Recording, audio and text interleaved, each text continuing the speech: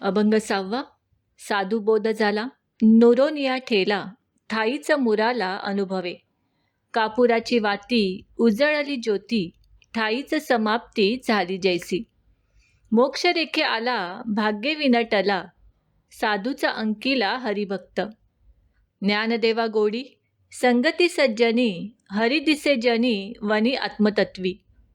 साधूकडून आत्मज्ञान झाले असता मुमुक्षू देहाभिमान रहित होतो आणि आत्मानुभवाने आत्म्याशी एकरूप होतो. त्याची जीवदशा पूर्णपणे मावळते.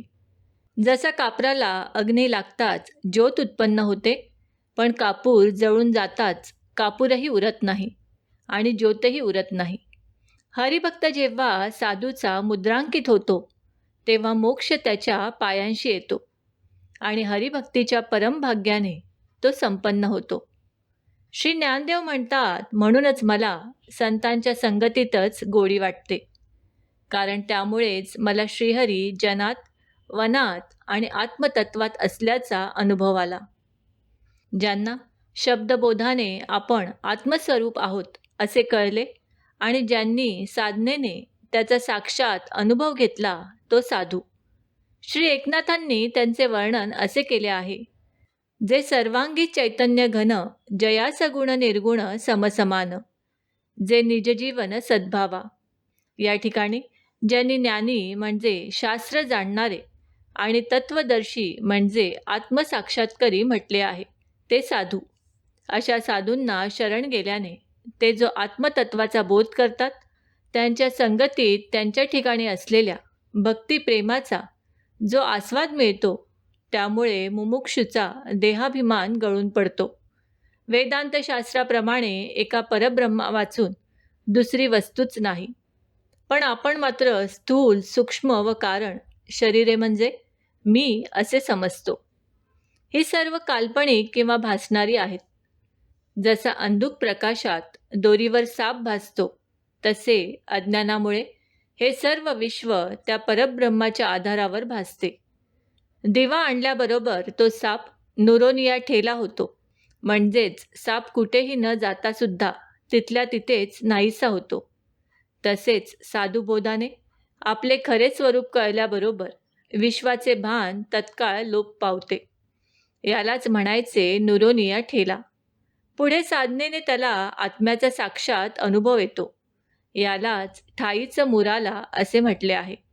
यासाठी माऊलींनी कापराचा सुंदर दृष्टांत दिला आहे. कापूर पेटवल्यानंतर ज्योत उत्पन्न होते, पण कापूर संपताच ज्योतही संपते. कशाचाही मागमूस उरत नाही. कापरासारखा स्वच्छ अंतःकरणाचा हा मुमुक्षू सद्गुरू त्याला ज्ञानाच्या अग्नीने पेटवतात. तेव्हा त्याच्या ठिकाणी अहम ब्रह्मास्मी या ज्ञानाची ज्योत पेटू लागते. त्यामुळे त्याचा जीवभाव जळून जातो व मी ब्रह्मस्वरूप आहे एवढीच जाणीव त्याला उरते. हेच ठाईच मुराला होणे होय. मी ब्रह्म आहे या जाणीवेत मी उरतोच, वेगळेपण उरते. ही जाणीव उरणे हेही ज्ञानबंधन आहे, असे माऊली म्हणतात. हे ज्ञानबंधन श्रीहरीच्या भक्ती वाचून तुटत नाही. ज्ञानाच्या अग्नीत हे ज्ञानबंधन तोडण्याचे सामर्थ्य नाही, कारण ते ज्ञानानेच उत्पन्न झालेले आहे. हे ज्ञानबंधन म्हणजेच मूळ माया होय. निर्विकल्प स्वरूपाच्या ठिकाणी अहम ब्रह्मास्मी हे जे स्फुरण होते, हेच मूळ मायेचे लक्षण असे नाथादिक संत म्हणतात. या मीपणाच्या जाणीवेनेच द्वैतभ्रम होतो. जे काही द्रष्टा दृश्य स्वरूपाने स्फुरते, तो श्रीहरीच स्फुरतो असे अनुभवाने कळून आल्यावर मी पण ठाईच्या ठाईच मुरते. पण पुन्हा मी पण स्फुरून आपल्या अस्तित्वाच्या जाणीवेने द्वैतभ्रम होऊ नये म्हणून साधुपुरुष स्वतः आत्मस्वरूप असून भक्ताच्या प्रेमाला विषय होण्याकरिता साकार झालेल्या सगुण श्रीहरीची प्रेमभक्ती करून मी ब्रह्म ही जाणीव ठेवणाऱ्या मनाला निश्शेष मुरवितात. श्रीहरिरूप प्रेमसागरात बुडालेले मन पुन्हा जागे होत नाही. मन नाहीसे झाल्यावर मी देह किंवा मी ब्रह्म या दोन्ही अज्ञान ज्ञानाच्या कल्पना नाहीशा होऊन निर्विकल्प श्रीहरीशी जीव समरस होतो. याला भक्तिदृष्टीने स्थायीचं मुराला असे म्हणतात. हीच परमसिद्धी होय. श्रीनाथ महाराज म्हणतात, निर्विकल्प स्वरूप प्राप्ती अवश्य पावणे आहे चित्ती. तै करावी भगवद भक्ती उत्कट प्रीती अविश्रम. ही निर्विकल्प स्थिती अखंड नामस्मरणादी भक्तीने प्राप्त होते. मोक्षाची 2 अंगे आहेत, दुःख निवृत्ती व परमानंद प्राप्ती.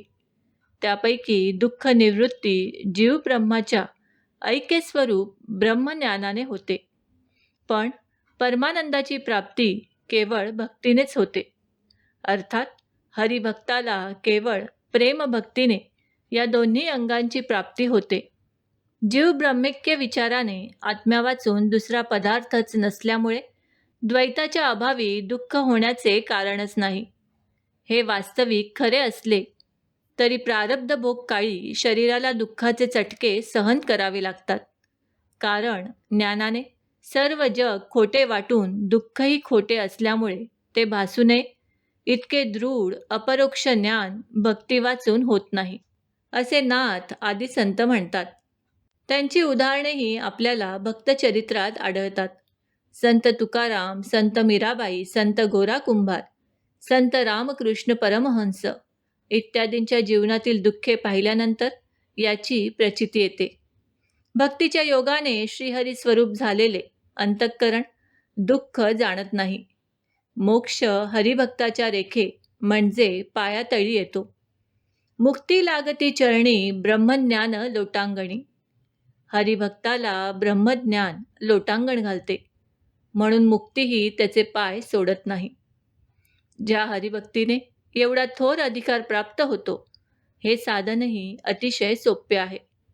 श्रवण, कीर्तन, स्मरण यांसारख्या कोणालाही सहज करता येणाऱ्या या गोष्टी आहेत. हे साधन सुलभ असून सर्वजण ते का करीत नाहीत, असे उद्धवाने भगवंतांना विचारले. तेव्हा भगवंत म्हणाले, देव म्हणे भाग्यविन माझी भक्ती न घडे निश्चिती उद्धवा. माझ्या ठिकाणी भक्तिप्रेम उत्पन्न होण्यासाठी मोठे भाग्य पाहिजे. भगवत भक्तीसारखे दुसरे भाग्य नाही. याही वरी पार्था माझे भजनी आस्था, तया ते मी माथा मुकुट करी. या ओवीत ज्ञानापेक्षा हरिभक्ताच्या भाग्याचा मोठा गौरव केला आहे. हरिभक्त हा अत्यंत निरभिमान व विनीत असतो. अशा हरिभक्तालाच साधूचा मुद्रांकित म्हणतात. माऊली म्हणतात, जीवाला हा सर्व लाभ होतो तो संत संगतीने. म्हणून मला सज्जन संगतीतच गोडी वाटते. याचे फळ मी प्रत्यक्ष अनुभवले आहे. संत संगतीमुळे जनी म्हणजे जंगम सृष्टीत, वनी म्हणजे स्थावर सृष्टीत आणि आत्मतत्वी म्हणजे माझ्या आत्म्याच्या ठाई मला श्रीहरी वाचून दुसरे काही दिसतच नाही. मित्रांनो, आम्ही अपेक्षा करतो की आम्ही सांगितलेल्या माहितीचा तुम्हाला सर्वतोपरी लाभ होईल. माहिती आवडली असल्यास ही माहिती तुम्ही मित्रपरिवाराबरोबर शेअर करा. आणि अजूनही जर तुम्ही दिव्य संस्कृती या चॅनलला सबस्क्राईब केलं नसेल तर आमचे नवनवीन व्हिडिओ पाहण्यासाठी चॅनलला आजच सबस्क्राईब करा. धन्यवाद.